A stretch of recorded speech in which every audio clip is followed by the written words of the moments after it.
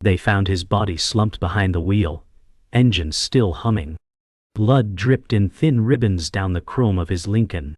Carlo Gambino was gone. Not in a blaze of glory, not surrounded by soldiers, just a sudden silence that echoed through the 5 boroughs. Word spread before dawn. In back rooms, in diners, in smoky phone booths, men whispered the same name, Paul. But not everyone whispered it with respect. A ghost moved through Brooklyn that night. Tommy Lucase's protégé, the quiet butcher from Bensonhurst. Paul Castellano didn't look like a street boss. He wore silk instead of scars. Carlo had named him successor, bypassing capos like Neil Delacroix. That choice rippled like gunshots through the underworld. Some saw strategy. Others saw betrayal. Frank DeSico said, "He is not a boss, he is a businessman." Delacroix didn't speak. But his silence hit harder than a threat. The old ways were dying. Or maybe they'd just been sold. Either way, war was coming. Carlo chose Paul not from loyalty, but from logic. Paul Castellano had business acumen, political neutrality, and a hunger wrapped in civility. But in the eyes of the street soldiers that wasn't power. It was detachment. He never got his hands dirty. Not like Neil. Not like Gotti. Vinny the wrench said, "Bosses don't need calculators, they need backbone." Paul saw himself as a CEO, not a capo di tutti capi. He built houses, not legends. His Staten Island mansion had marble floors and a library full of law books. But outside those gates, resentment festered. The construction rackets, the unions, the blood, Paul let others manage that. That cold distance would cost him. By taking the throne without fire in his hands, Castellano inherited a family that respected fear, not spreadsheets. In silence, the city watched. And in silence it judged. Neil Delacroix stood in the shadows, a soldier's soldier. His silence spoke volumes. Passed over, but never forgotten. He had earned his scars in the trenches, loan sharking, hijacking, extortion. He was respected, because he bled for the family. Not like Paul. The men whispered, Neil should have worn the crown. But Neil was loyal to a code, not a crown. He swallowed the insult for the sake of unity. His loyalty was a powder keg, volatile but contained. Gotti saw it. So did Frank DeSico. The streets could feel it in the air. The moment Neil dies, the leash comes off. Delacroix told Gotti, "We bide. For now." But even in silence, his eyes screamed war. Behind every nod, every cigarette, there was thunder waiting. And the day it struck, Paul wouldn't hear it coming. Every empire is built on ghosts. Carlo knew that.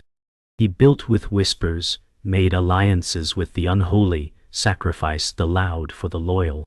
But in Paul, he chose order over blood. The foundation was strong, but the mortar was cold. Paul began reorganizing, trimming the street crews, installing family as administrators. He saw the mob as a machine, not a brotherhood. He spoke of structure, hierarchy, tax codes. But the streets don't bleed for flowcharts. Rogerio said, "He talks like a banker. I want a boss who talks like war." The younger generation began gathering, voices rising behind closed doors. What Paul didn't understand, what Carlo did, is that fear is currency. And respect is earned, not inherited. Paul thought blood made you family. But the streets knew better. Gotti was rising. Charismatic. Brutal. He shook hands with blood still drying on his cuff. To soldiers who felt abandoned by Paul's silk and civility, Gotti looked like destiny. The city split in silence. Those who followed rules, and those who followed fire. The new generation wore black suits and dead eyes. They wanted their own war, their own legend. Gotti gave them both.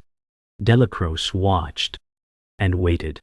And when he finally coughed blood into a napkin and said nothing, the fuse was lit. Gotti didn't need permission. He just needed the silence. And he got it. Paul Castellano sat on a throne, but beneath it, the roots had been severed. The street guys, Demio's crew, the Westies, the Queen's guys, they didn't see Paul as one of their own. He didn't break bread with them. He summoned them. In his mansion, he held court like a king. But kings bleed too. Tommy Bellotti said, the boss doesn't go downtown unless it's court-ordered. That distance? It wasn't power. It was fuel. Gotti was everywhere. Funerals, weddings, the sidewalk. Paul was nowhere but his fortress in Tot Hill. The Mafia was built on loyalty, but Castellano traded that for control. Instead of family, he built structure. Instead of trust, he built walls. And while he buried himself in reports and rackets, the wolves circled the gates. John Gotti was no ghost.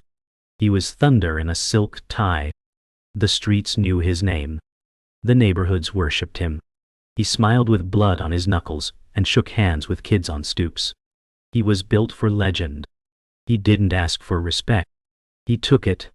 Angelo Ruggiero said, he ain't a boss, he's a film movie star. Gotti wore the scent of danger like cologne. And Paul? Paul was a stockbroker in a mob suit. The contrast wasn't just visual, it was seismic. Every sit-down, every funeral, Gotti's presence grew heavier. He made jokes. He made threats. He made men believe. And when they left Paul's house, they walked out with questions. But after 5 minutes with Gotti, they left with purpose. FBI surveillance wasn't new, but the tapes were. Wiretaps caught Paul's voice, clear as confession, discussing the heroin game, discussing betrayal, discussing names. To a family sworn to omerta, that was treason. The tapes fell into the wrong hands, or the right ones, depending on who you ask. Gotti listened. So did DeSico. So did every man who ever bled for the rules. Wah. If the boss talked, the boss was done. Angelo Ruggiero said, he's got the mouth of a rat and the ears of a king. Paul had broken the code. And in the Mafia, the code was thicker than blood. The tapes weren't just evidence. They were fire. And Gotti was ready to burn the house down. Neil Delacroix coughed blood into a napkin and looked away. He had kept the peace, barely. But now his silence was permanent. When he died, the last thread holding Gotti back snapped clean. No more restraint. No more diplomacy. Gotti didn't mourn in public. He shook hands at the wake. But behind his eyes, fire. Paul didn't even show up to the funeral. That was the final insult. To Gotti, it wasn't just disrespect, it was a call to war. Frank DeSico whispered, if Paul can't honor the dead, we'll bury him with them. The church bells tolled for Neil, but the city felt them as war drums. The era of calm was over. The era of bullets was coming. The snow came early that December. Cold. Quiet. Perfect for a hit. Gotti met with DeSico and Sammy Gravano in a dimly lit garage. No bravado. Just resolve. They would strike at Sparks Steakhouse. Paul wouldn't see it coming. He didn't need to. Gotti said, no message, no warning, just an ending. They picked the day, the time, the angles, everything. Tommy Bellotti would be there too, Paul's loyal dog. 2 bodies. 1 statement. It wasn't about rage. It was about balance. They weren't just killing a man. They were resetting the scales. And in the world they lived in, that kind of justice was sacred. The blood pact was made. And the city braced for impact. December 16th, 1985, dark. Cold bit deep, but the plan was colder. Sparks Steakhouse in Midtown Manhattan, fine dining for titans, bloodshed for legends. Gotti stayed in a car a block away, watching from the shadows like a director about to yell action. DeSico and the shooters were in place, nerves like razor wire. Paul exited the black Lincoln. Tommy Bellotti followed, steps behind. They barely reached the curb. Suddenly, 6 gunmen surged from the crowd. No words. Just thunder. Bullets cracked through silence. Paul dropped first, arms flailing. Tommy followed, no time for his gun. Chaos. Screams. Blood pooling into slush. Gotti saw the whole thing. Didn't blink. Didn't flinch. Just nodded once. The king had fallen. And the city? It never looked more alive. The next morning, Gotti walked into the Ravenite social club like it was just another Tuesday. No cops. No questions. Just coffee, laughter, and backslaps. Frank Desico stood, raised a glass. "To peace," he said. The room didn't clap, but the silence was thunderous. Everyone knew what had happened. No one spoke it aloud. That was the code. But respect. It dripped from the walls. Gotti had done the unthinkable, and gotten away with it. He shook hands with old capos. Smiled at young ones. No crown, no ceremony. Just presence. It was enough. He didn't seize power.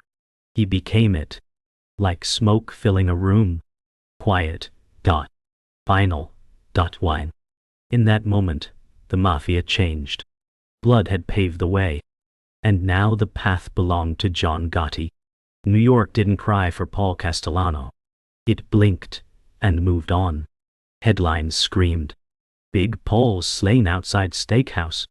But the city itself. It understood. The streets always do. Cops flooded Little Italy. The feds scrambled. Photographers snapped the blood. But the silence in the neighborhood said more. Castellano ruled from walls. Gotti walked among them. To the working class, Paul was a ghost. Gotti was flesh. Kids wore his name like a badge. Old-timers nodded when they spoke of him. Taxi drivers whispered, "He did what had to be done." In diners, back alleys, union halls, Gotti had become myth. And the myth was louder than any bullet. Paul Castellano's funeral was quiet. No procession. No standing ovation. Just a polished casket lowered under gray skies and grayer faces. Even in death, Paul commanded no loyalty. His family mourned. But the streets stayed silent. No capos. No soldiers. No honor guard. The ones who had kissed his ring now stayed far away. Attendance was a death sentence. Everyone knew it. In contrast, Bellotta's wake drew whispers, eyes glancing sideways. But still, fewer tears than fear. The rules had changed. The message had landed. Gravano said, "Even dead, Paul makes people uncomfortable." The burial wasn't an end. It was a pause before the coronation. No fireworks. No grand declarations. Just whispers. In a smoky backroom in Brooklyn, John Gotti became the boss. No votes. No disputes. The family accepted him the way the sea accepts a storm, because it has no choice. He didn't wear Carlo's shoes. He kicked the door off its hinges. Around him sat men who had killed, bled, and waited. They raised glasses. Gotti raised a chin. There were no tears for Paul. No tributes. Just cold approval. From that moment, the Gambino family was no longer a business. It was a brand. And Gotti? He wasn't just a boss. He was the American Caesar. The throne was his. But peace? That would cost everything. John Gotti didn't hide. He didn't sneak through alleyways or whisper in dark booths. He walked through New York like he owned the concrete beneath his feet. And the media dubbed him the Dapper Don, tailored suits, slicked back hair, $1,000 smiles. He was mob royalty and a tabloid icon. Cameras loved him. So did the streets. He waved to photographers, winked in courtrooms, strutted down Mulberry Street like it was a red carpet. While other bosses melted into shadows, Gotti bathed in spotlight. Sammy Gravano muttered, "We're not ghosts anymore. We're TV. But fame isn't free. Every flashbulb carried a price. And the feds, they stopped chasing shadows. Now they had a face. A name. A schedule. Gotti was a king who didn't wear armor, and everyone could see him bleed. The Bureau had watched for years. Wiretaps, photos, whispers. But Gotti changed everything. He mocked them in public, laughed at their suits, spat on their silence. And now they wanted blood. The FBI formed a task force. Operation Donnie Brasco was history. This was war. They bugged clubs, trailed cars, flipped soldiers. Agents knew his routes, his habits, even his favorite cologne. The Ravenite Social Club became a listening post. Hidden mics were placed in lamps, walls, even phones. Every joke became evidence. Every loyalty, a liability. Agent Bruce Mao said, "He's not just a boss, he's a brand. We're gonna burn the brand." The rules had changed. The men in suits were done playing chess. Now, they were hunting. With Paul gone and Gotti on the throne, the family had muscle. But it lacked glue. Old alliances frayed. Money flowed, but trust didn't. The flash brought attention, and the attention brought pressure. Underneath the swagger, cracks formed. Some captains wanted discretion. Others wanted tribute. And some? They wanted Gotti gone. Sammy Gravano watched the rift grow. He handled the construction rackets, the blood, the business. But Gotti wanted the spotlight, not the silence. Gravano said, "He dances, I clean." The weight shifted. Eyes turned. Whispers crawled across the burrows like ants before a storm. Respect was being replaced by resentment. The Gambinos weren't a family anymore. They were an audience, and Gotti was still on stage. The feds found their crack in the armor. Sammy, the bull, Gravano. Ruthless. Efficient. Loyal, but only to results. He was the one man who knew Gotti inside out. And he was tired. Tired of the show. Tired of taking the fall. Tired of cleaning up what Gotti glamorized. In secret, the government approached him. He refused. Then paused. Then listened. They played him tapes. Tapes where Gotti shifted blame. Called him reckless. Disposable. A soldier, not a partner. Betrayal on tape.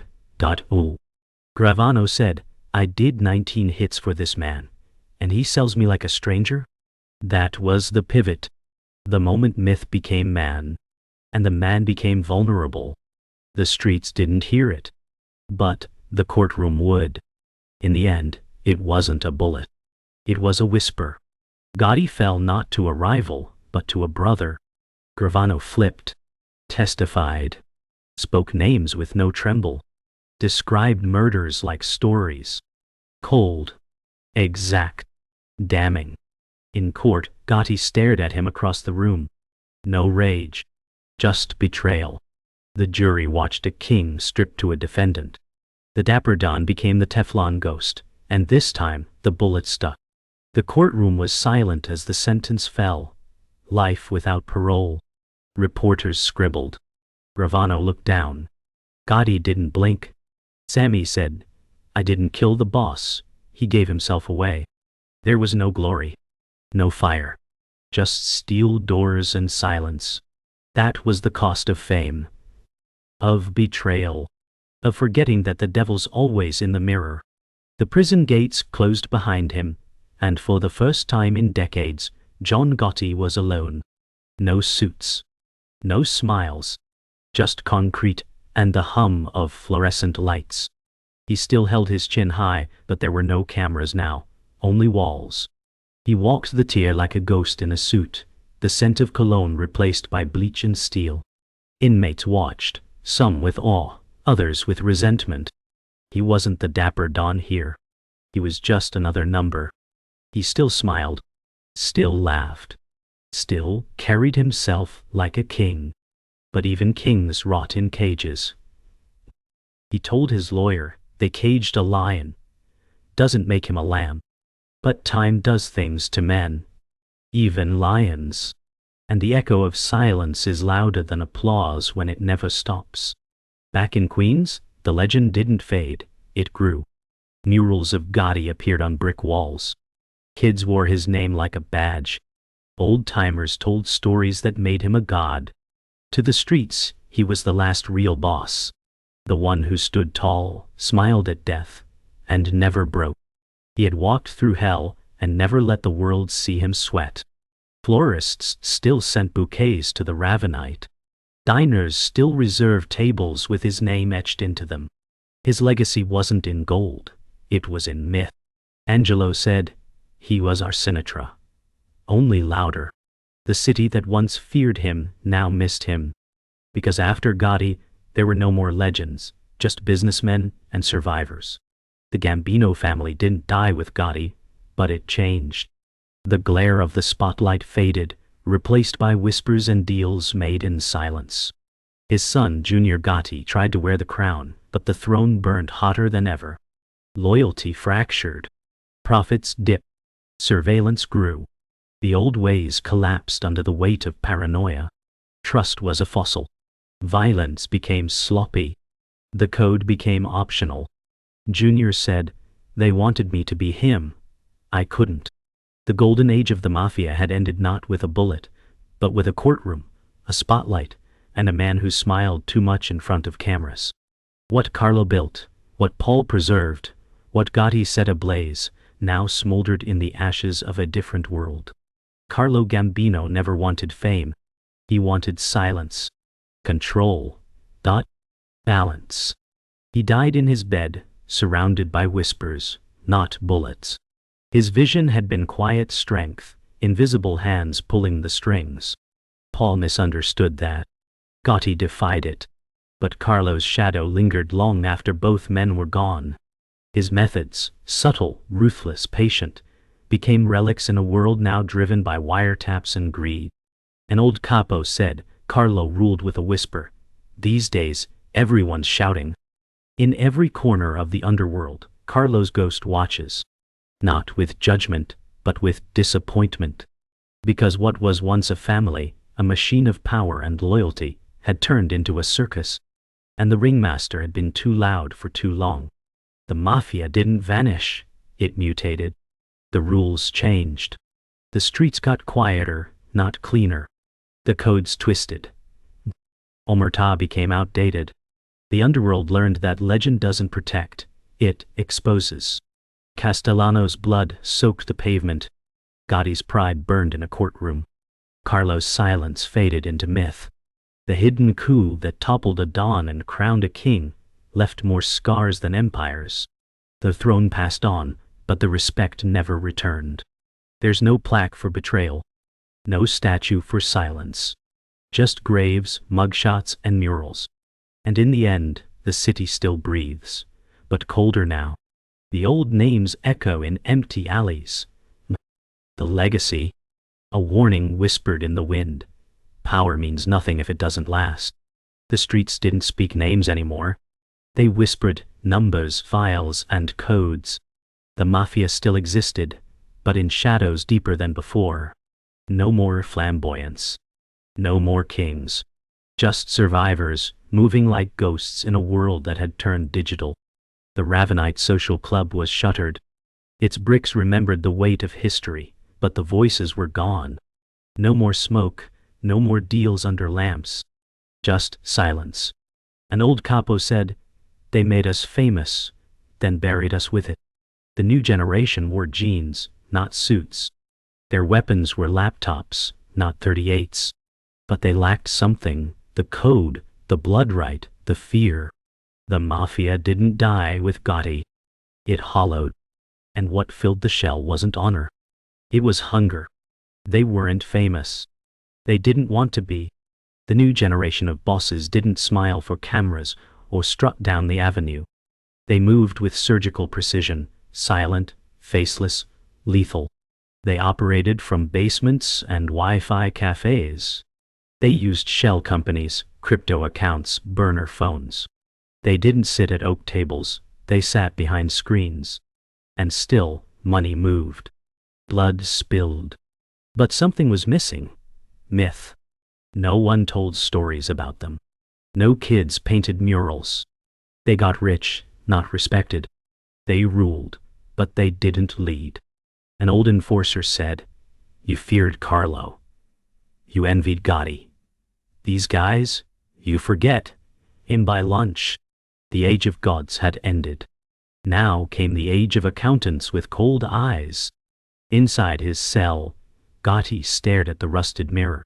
His hair grayed, his suits gone, but his pride, untouched. He never turned, never confessed, never begged. Even caged, he believed he won. He had lived loud, ruled louder, and died remembered. He told his son, "Never regret the noise, regret the silence that comes after." Some inmates respected him, others feared him, most just watched. Gotti aged like a lion behind glass, majestic, dangerous, fading. The world changed outside. Friends flipped, streets cleaned, names erased.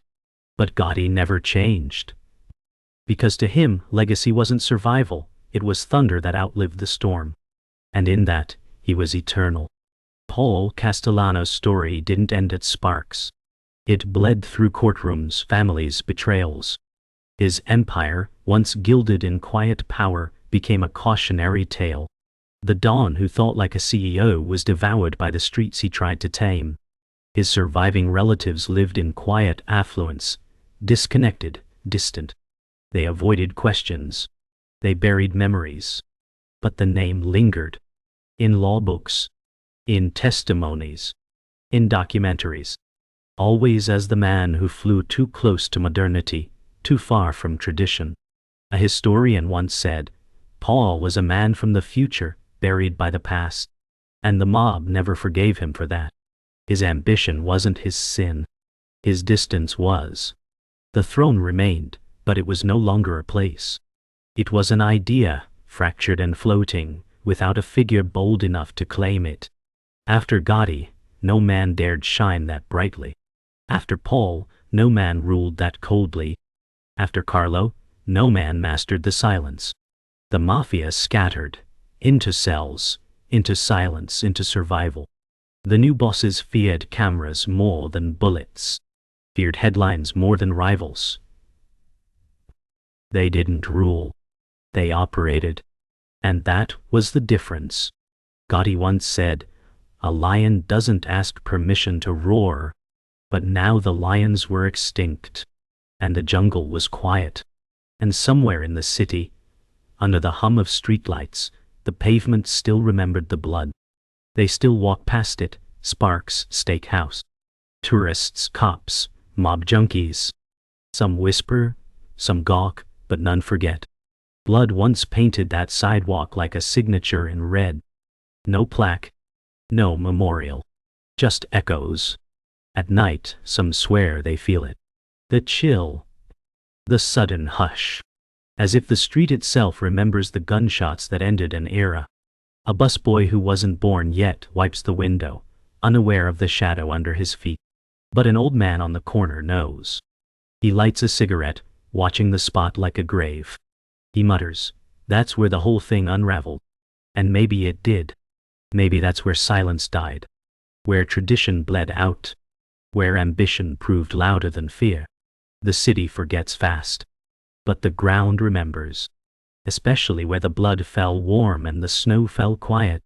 Years later, courtrooms across the country still whisper the names. Gotti do. Castellano. Gambino.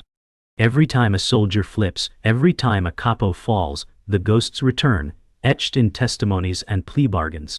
Prosecutors study old tapes like scripture. Defense attorneys curse the day cameras ever found Mulberry Street.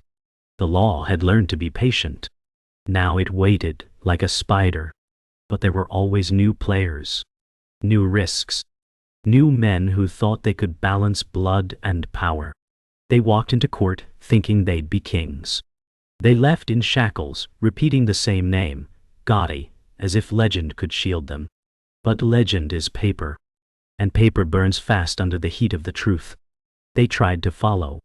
The sons. The nephews. The loyalists. They wore the suits. Drove the cars. Carried the weight of names carved in concrete. Junior Gotti stepped into his father's shadow, but shadows stretch long and swallow. He tried to lead, then to walk away. The FBI followed either path. Others died trying. Some faded. Some flipped. There was no roadmap now. Just a myth too big to wear and too bloody to ignore. A reporter once asked Junior, "Do you still believe in honor?" He replied, "I believe in survival." The throne didn't kill them. The story did. Because when you chase ghosts, you forget they don't bleed. But you do. There are still men who meet in back rooms. They speak low. They count cash. They raise glasses without clinking. But they no longer swear oaths beneath saints or slice palms over loyalty. Omerta? A relic. Honor? Knife? An illusion. Power? A cost too high. The Mafia didn't die in a shootout. It died in deals. In microphones. In betrayal wrapped in suits and whispered behind immunity. One old soldier, retired and faceless, said to a journalist, "We didn't break the code, we just stopped believing in it." He raised a drink to no one and walked away. Because in the end, it wasn't the feds who won. It was time. Time that eroded the myth, buried the code, and left only memory behind. In the end, no one walked away clean. Not Carlo. Not Paul. Not John. One died in his sleep. One in the snow. One behind bars. All of them chasing control, fearing irrelevance, becoming legends too large to survive. And yet, they remain.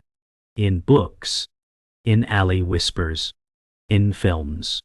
But not in life. Their empires crumbled. Their sons scattered. Their names became echoes. There is no retirement for men like them. No golden watch. No quiet cabin. Just silence. Or death. Or prison. Ghosts in shop suits. The city forgets. But the blood remembers. And the streets, they never forgive. And in that final truth lies the cost of the crown. Because once you sit on it, you're already dead.